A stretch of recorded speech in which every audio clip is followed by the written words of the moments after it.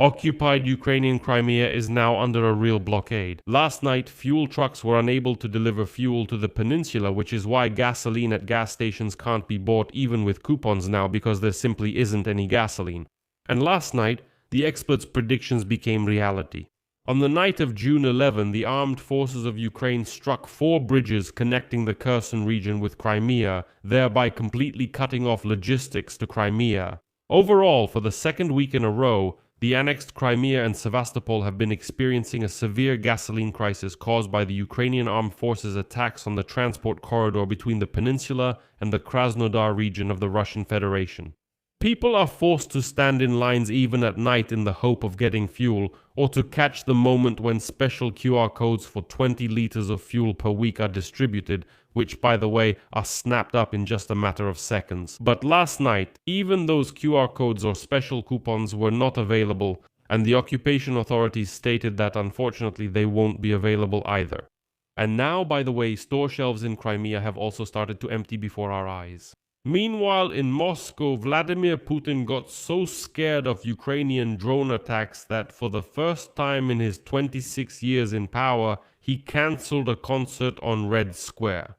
For Russia Day, which is celebrated on June 12, there will be no Russia Day celebration because the Ukrainian Armed Forces Unmanned Systems Forces did not allow the Russians to do so.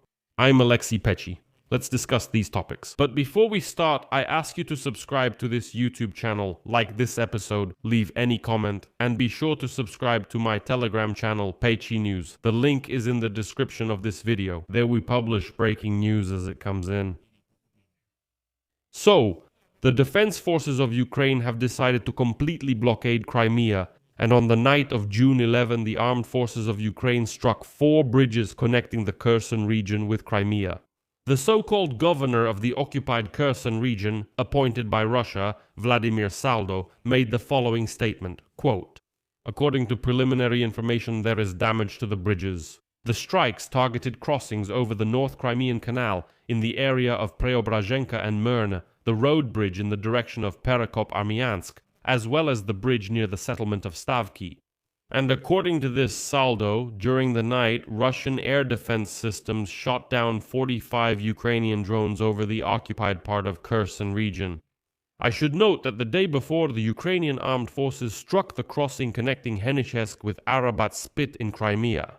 And on June 9, the Ukrainian army attacked the bridge in Chonhar, after which traffic on it was stopped. 2 days earlier, this bridge was also subjected to a Ukrainian attack. Well, we can generally state that the armed forces of Ukraine are clearly trying to completely destroy the logistics links to Crimea. In May, the Ukrainian armed forces intensified strikes on Russian logistics in the occupied territories in southern Ukraine. And by the end of the month, Ukrainian drones had effectively taken control of the R-280 highway, which the unwashed Russians call Novorossiya. This is the very land corridor to Crimea, running from Rostov-on-Don through Mariupol and Melitopol and then further into Crimea. Officially, in 4 weeks of May, about 125 military trucks were hit on the highway. That's what's official. And against this backdrop, a real fuel crisis began in Crimea. The authorities appointed by Russia introduced a limit on gasoline sales, no more than 20 liters per person per week. Well, a coupon system was also introduced. However, the situation kept getting worse. Since June 6, they have been trying to introduce a QR code system for refueling cars in Sevastopol. To do this, you need to generate a code in a special bot in the Max Messenger in the middle of the night, and you have to do it after 10 p.m., specifying your car's license plate number and the type of fuel. And just wait. Wait and hope that maybe you'll get lucky and the occupiers will give you a QR code for 20 liters of gasoline for the week. As a result, these QR codes are gone in seconds. All of this happens in the middle of the night. But the Ukrainian armed forces decided to fix this situation. It's not right to have such a shortage. And on the night of June 11, the Russian occupation authorities announced that now there is no gasoline for civilians. Not even with a coupon or QR code. There's none at all. Once again, there's absolutely no gasoline for ordinary people.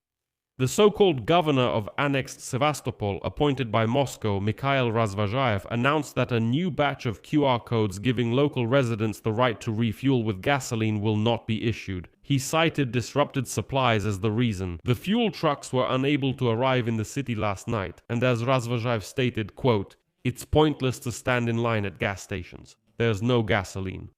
Today, June 11 in Sevastopol, gasoline was only provided to utility services, ambulances, law enforcement agencies, and public transportation. Although the BBC is reporting today that even buses have stopped running in Crimea because there's no gasoline for them either, well, there's only enough for law enforcement, the military, utility services, and ambulances. That's it. The fuel crisis in the annexed Crimea, which has been going on for the second week now, is gradually getting worse amid the tightening blockade of Crimea by the Ukrainian armed forces, and it's starting to affect not just drivers, as they say. Amid the crisis, residents of the peninsula have started buying up long-lasting food products. There have already been reports of shortages of sugar, buckwheat, pasta, salt, and vegetable oil. But that's not all. According to estimates, I emphasize, from Russian media as of today, at least 25 Russian regions have already faced gasoline shortages and supply disruptions. I emphasize, Russian media. These are not occupied territories, 25 regions. In addition, there is practically no gasoline in the occupied territories of Ukraine. In Crimea, Sevastopol, Luhansk, Donetsk, Kherson, and Zaporizhzhia regions, there are problems everywhere. And the funniest thing about this whole situation is that in Russia, which was rightly called a gas station, wholesale gasoline prices have already jumped by 40% since the beginning of this year. So, in the country that's called a gas station, gasoline is becoming scarce. And of course, the main reason for the crisis was the strikes by the armed forces of Ukraine on the oil refining infrastructure. According to Bloomberg, from January to May 2026, Russian oil refineries were attacked 38 times. Moreover, 16 of them occurred in May. This is the highest number since the beginning of the war.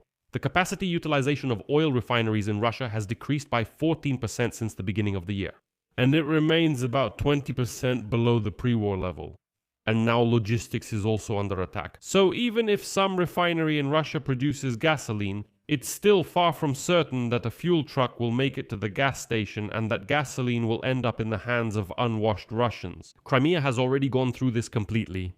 And now, Vladimir Putin seems to be so frightened that for the first time, pay attention. For the first time during his entire worthless rule in Moscow, he cancelled the concert on Red Square for Russia Day, which is celebrated on June 12th.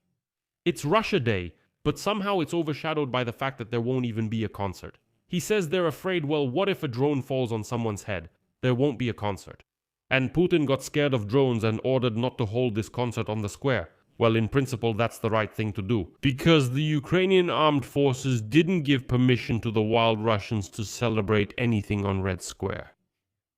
I'll leave it at that for now. Subscribe to the channel so you don't miss the next episode. Like the video and write your opinions and conclusions in the comments. That's all for now. Take care of yourselves. Bye everyone.